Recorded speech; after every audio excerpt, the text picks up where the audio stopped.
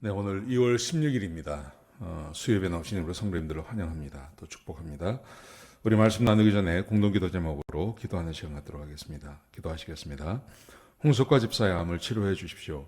배옥진 집사의 뇌졸중을 치료해 주십시오. 언어가 회복되고 오른쪽 팔다리에 힘이 생겨나도록 해 주십시오. 과간나 집사의 허리를 치료해 주십시오. 권하자 집사가 다시 걷도록 해 주십시오.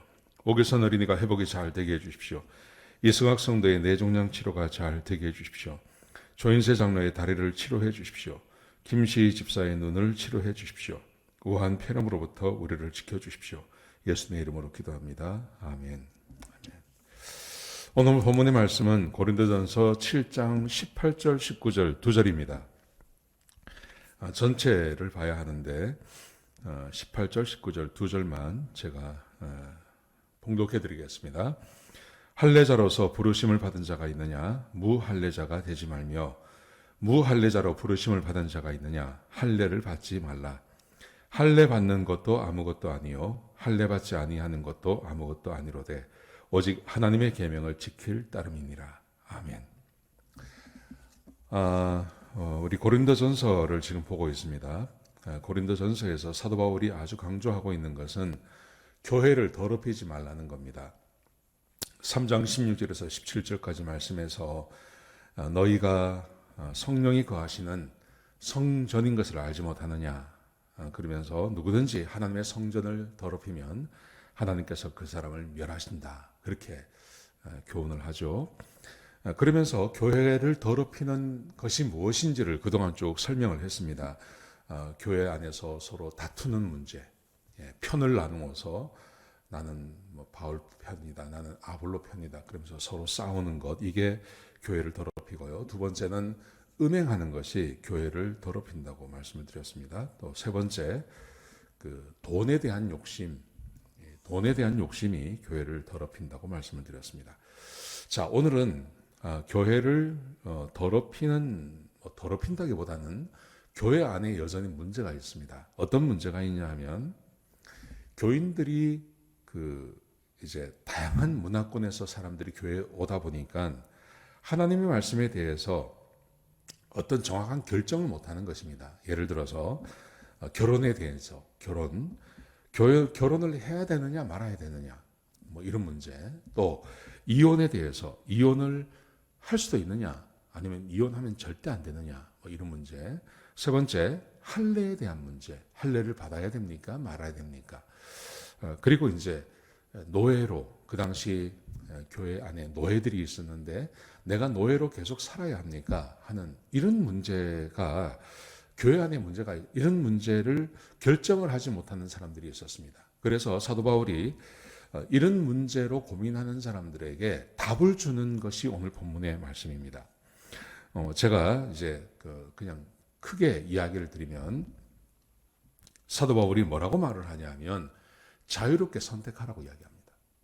참 놀라운 일입니다. 결혼에 대해서 자유롭게 선택해라. 그러면 이혼도 마찬가지입니다. 자유롭게 선택하라고 말합니다. 물론 무조건 그렇게 하는 것은 아닙니다. 할례도 마찬가지입니다. 자유롭게 선택하라. 오늘 함께 읽었던 본문의 말씀이 그런 내용이죠. 사도 바울이 뭐라고 말을 하냐면, 먼저 결혼에 대해서 먼저 1절부터 쭉 보면요, 결혼하지 않는 것이 좋다. 결혼하지 않는 게 좋다. 그런데 9절에 보시면 절제할 수 없으면 결혼을 해야 된다. 그러면서 결혼을 해도 좋고 하지 않아도 좋다. 36절 38절에 보시면 결혼해도 좋고 결혼하지 않아도 좋다. 꼭 결혼해야 된다, 꼭 결혼하지 말아야 된다, 이런 건 아니다. 사도 바울이 그렇게 이제 권면을 하는 겁니다. 결혼을 해도 좋고 하지 않아도 좋습니다. 두 번째, 이혼에 대해서 어떻게 교훈을 주냐 하면, 그리스도인 부부는 마땅히 결혼하지 말아야 됩니다. 결혼을 허락하지 않습니다. 10절과 11절에 그렇게 교훈을 합니다. 이혼을 하셔는 안 됩니다. 그리스도인 부부, 지금 함께 부부가 예수 믿고 함께 교인이 되었다면 절대 이혼해서는 안 됩니다. 이걸 딱 못을 박습니다. 그런데 12절에서 16절까지 말씀해 보시면, 만약에 배우자가 믿지 않는 경우, 그게 남편이 될 수도 있고 아내가 될 수도 있죠. 배우자가 믿지 않는 경우에 이혼을 요구하거든. 지금하고 상당히 다른 것입니다. 지금은 종교의 자유가 있고 지금은 누가 어떤 종교를 선택하든지 상관이 없는 이런 문화권에 살아가지만 이 2000년 전만 하더라도 그렇지 않았습니다. 이 믿는 것 때문에 하나님을 믿는 것 때문에 사회적인 불이익도 올 수 있고 그랬습니다. 그런 문화권 안에서는 동의하지 않게 부부 간에 상대방의 동의를 전혀 해주지 않는 그런 경우가 있지 않습니까? 지금도 예를 들면 무슬림 지역이라든지 그런 데서는 얼마든지 그 한쪽이 기독교인이 되는 것에 대해서 혐오스러워하고 절대 동의하지 않는 경우가 있습니다. 그래서 이혼을 요구하는 것이죠. 다른 이유가 있는 게 아니라 기독교인이 되었다는 이유 때문에 이혼을 요구하는 경우, 그때는 어떻게 하느냐? 결혼한 부부는 절대 부부가 함께 교회에 나오고 함께 믿음 생활을 했다면 절대 이혼하지 마라. 그런데 배우자가 믿지 않는 경우에 이혼을 요구하고 또 원치 않을 때는 이혼해 주라. 그렇게 말합니다. 이혼을 허락해 줍니다. 마음대로 할 수 있다. 이게 이제 조건이 달려 있는 자유함이죠. 기독교인이 되는 것을 굉장히 싫어하고 혐오스러워하고 그래서 더 이상 결혼 생활을 할 수 없다고 말하는 경우, 그때는 이제 이혼을 해주라. 그렇게 말합니다. 자, 세 번째, 할례에 대해서 또 그렇게 말합니다. 할례는 아무것도 아니다. 우리가 함께 읽은 말씀입니다. 18절 19절에 보시면 할례는 아무것도 아니다. 할례를 받을 수도 있고 할례 받지 않을 수도 있다. 받아도 되고 안 받아도 된다. 그렇게 말합니다. 여러분, 오늘 이 말씀, 결혼에 대해서, 이혼에 대해서, 할례에 대해서 사도 바울이 주고 있는 교훈은요, 뭐냐 하면 어떤 행동 양식을 특별히 배우라는 말이 아닙니다. 그게 아니고 이런 결정들을 자유롭게 할 수 있다. 이런 결정을 얼마든지 자유롭게 할 수 있습니다. 보십시오. 예를 들어서 결혼관계 안에서 남편과 아내가 있는데 아내가 혹은 남편이 그리스도인이라는 것 때문에 이혼을 요구해요. 이혼을 요구하는데 절대 안 된다. 이것도 아니라는 거죠. 그리고 이혼을 요구합니다. 그런데 이혼을 요구하는 것을 보면 알 수 있지 않습니까? 진짜 그 상대방이 싫어서 그러는지 아니면 다른 이유가 있는지 얼마든지 알 수 있는 겁니다. 만약에 다른 이유가 있다고 생각한다면 그 결혼 생활을 유지할 수도 있죠. 그래서 잘 설득하고 또 함께 살면서 시간이 지나면서 아내를 혹은 남편을 교회로 인도할 수도 있는 겁니다. 그런데 꼭 이혼해야 된다, 꼭 이혼하지 말아야 된다는 말이 아니란 말이죠. 얼마든지 자유롭게 선택할 수 있습니다. 할례의 문제도 마찬가지입니다. 할례 받아도 되고 받지 않아도 됩니다. 그런데 내가 할례를 받아서 내 믿음을 표현할 수도 있고 할례를 받지 않아서 내 믿음을 표현할 수도 있는 겁니다. 이게 상관이 없다는 겁니다. 이게 뭘 말하는 거냐 하면 결정의 자유를 누리라는 말이죠. 어떤 한 가지 법칙이 있는 게 아니라 결정의 자유를 누리라. 그러면서 사도 바울이 어떻게 이렇게 자유로운 결정을 할 수 있었는지를 말합니다. 그게 뭐냐 하면 진리 안에서 자유한다는 것입니다. 하나님 안에서 자유를 누린다는 겁니다. 하나님의 진리의 말씀을 알기 때문에 자유롭게, 얼마든지 자유롭게 좋은 결정들을 해갈 수 있다고 사도 바울이 그들에게 말해주고 있는 겁니다. 자, 바울은 진리를 아는 사람이었습니다. 그 진리가 뭡니까? 하나님의 말씀이죠.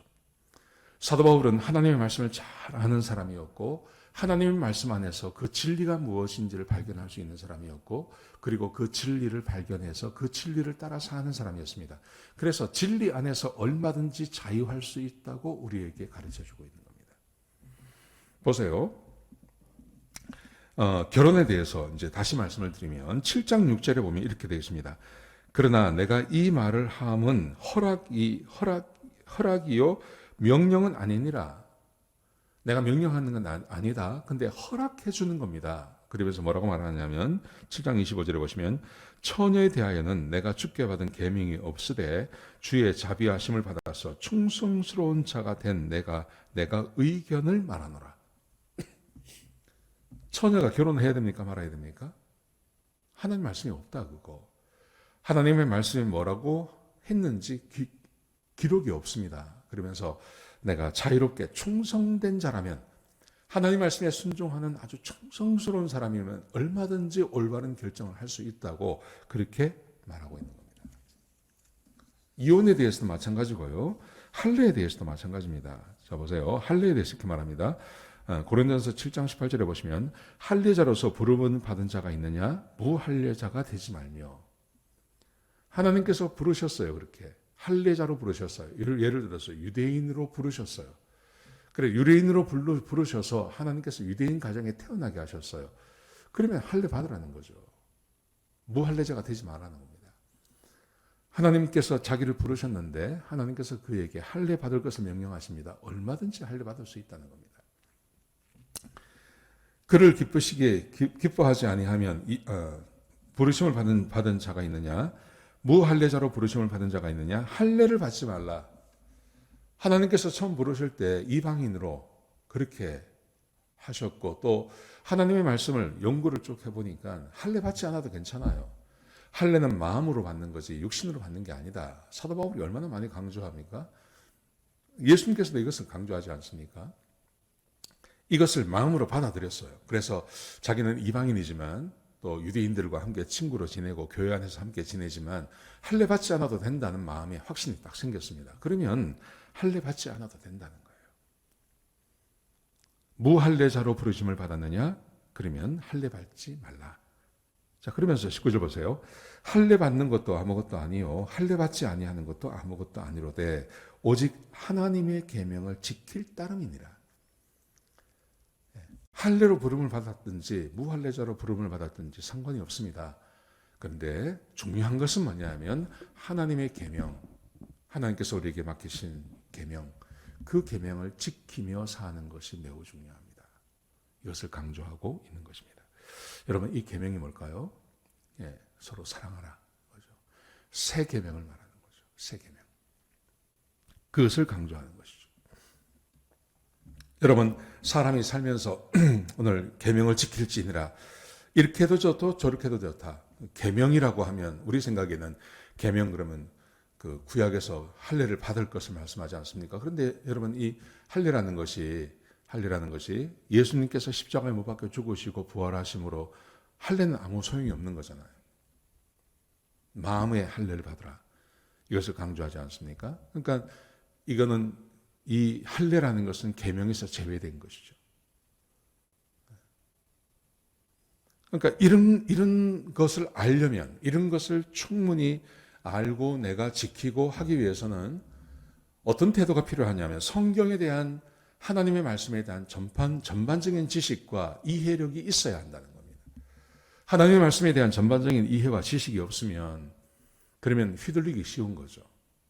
하나님 말씀 전체에 대한 어떤 이해, 지식, 이런 걸 가지고 내가 어떻게 행동하고 무엇을 하고 하나님께서 뭘 원하시는지에 대한 전반적인 그 이해가 있어야, 그래야 이렇게 자유함을 누릴 수 있는 것입니다. 보세요. 이게 왜 중요하냐 하면 고린도전서 10장 31절에 보시면 그런즉 너희가 먹든지 마시든지 무엇을 하든지 다 하나님의 영광을 위하여 하라. 하나님의 영광을 위해서 하는 게 중요합니다.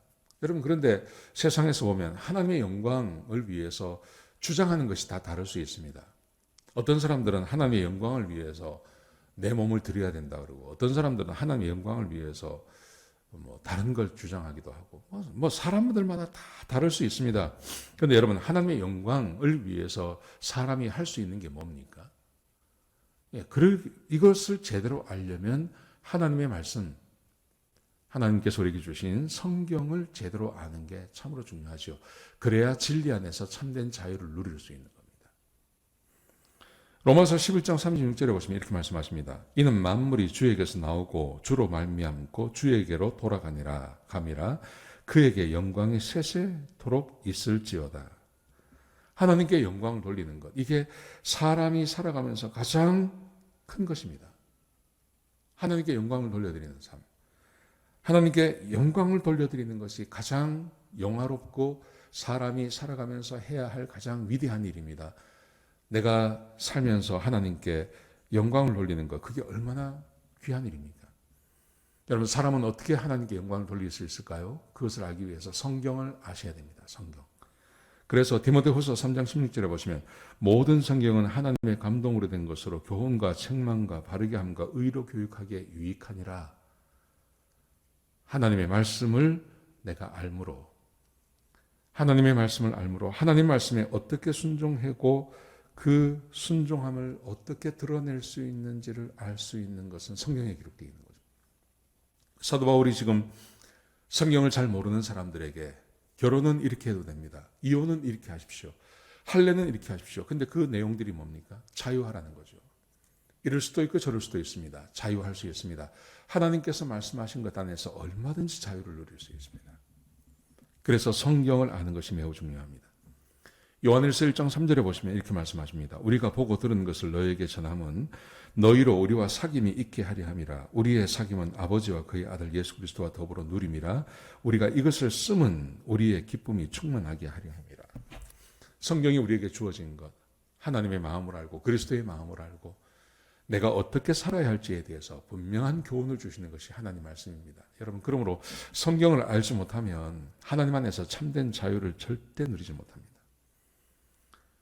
그래서 자 보세요. 요한복음 8장 31절에 보시면 그러므로 예수께서 자기를 믿는 유대인들에게 이르시되 너희가 내 말에 거하면 참 내 제자가 되고 진리를 알지니 진리가 너희를 자유롭게 하리라.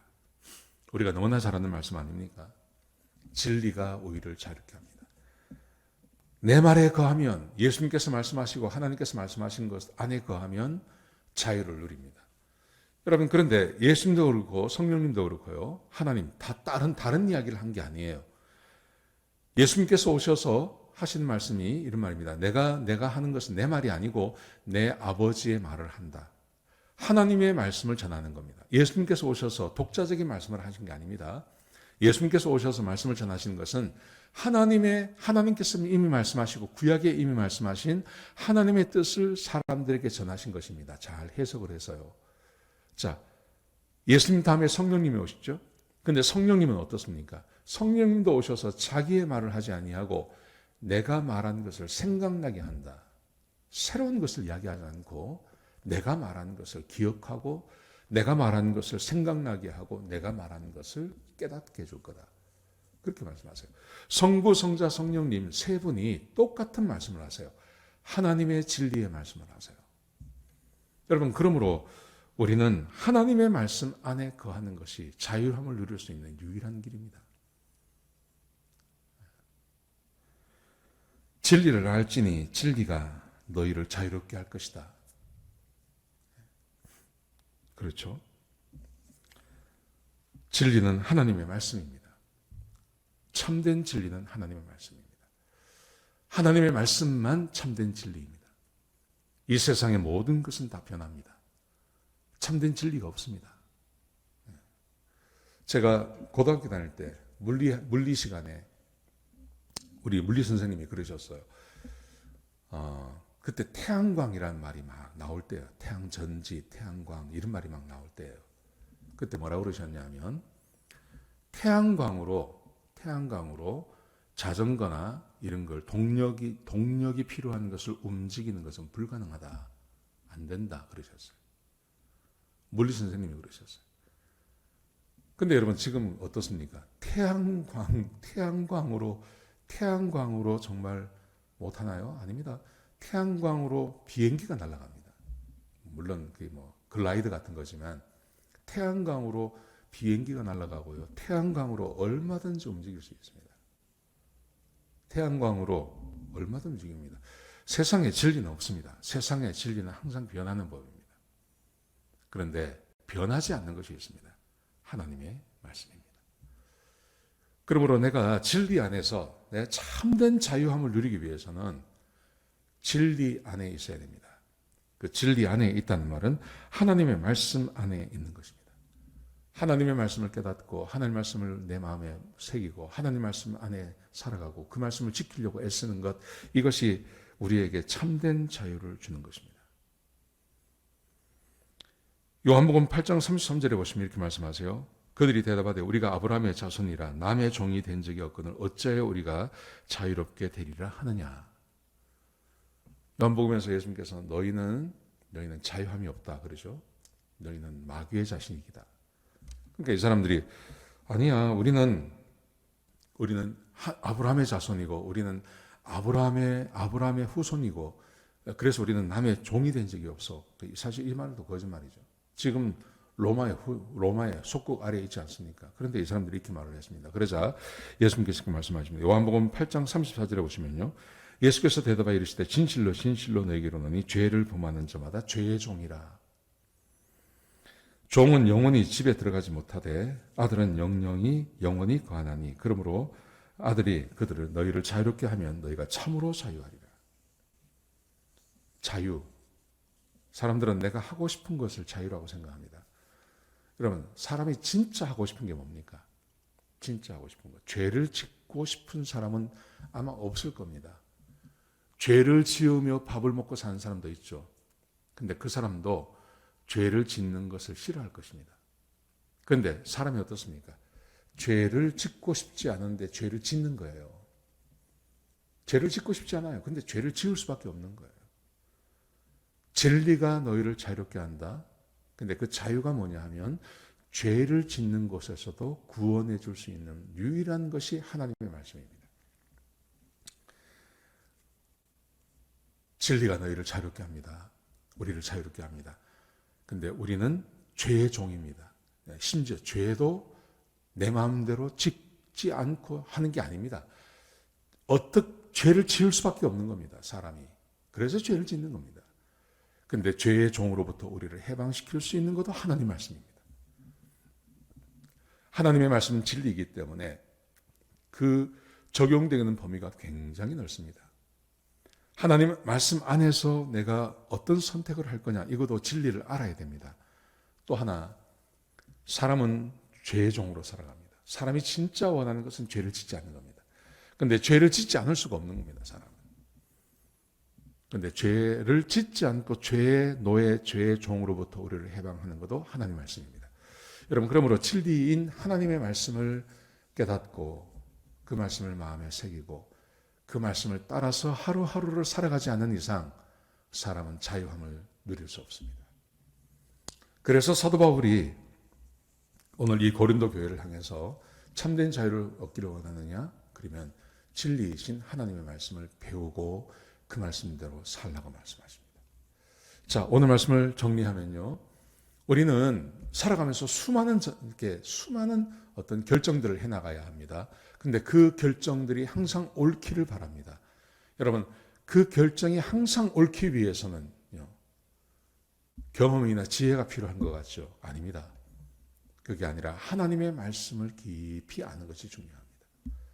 하나님 말씀을 매일같이 묵상하시고 매일같이 읽으시고 그 말씀을 따라 살아가 보십시오. 혹시 우리가 잘못된 결정을 하더라도 하나님께서 그 결정을 막으십니다. 하나님 말씀을 사랑하고 그 말씀대로 살려고 하는 사람들에게 하나님이 그런 은혜까지도 허락해 주시는 것입니다. 그러므로 하나님 말씀을 깊이 읽으시고 묵상하시고 그래서 좋은 결정을 하시고 죄로부터도 자유하시는 그런 복된 삶을 사시는 저와 여러분 되시기를 주의 이름으로 축복합니다. 기도하시겠습니다. 아버지 하나님, 귀한 말씀 주셔서 감사합니다. 하나님, 우리에게 성경을 주셨사오매 그 성경을 깊이 묵상하고 그 말씀을 따라 살아서 참된 자유를 누리고 하나님의 뜻을 쫓아 살 수 있는 하나님의 백성들이 되게 축복하여 주옵소서. 주님 감사합니다. 예수님의 귀하신 이름으로 기도드렸습니다. 아멘.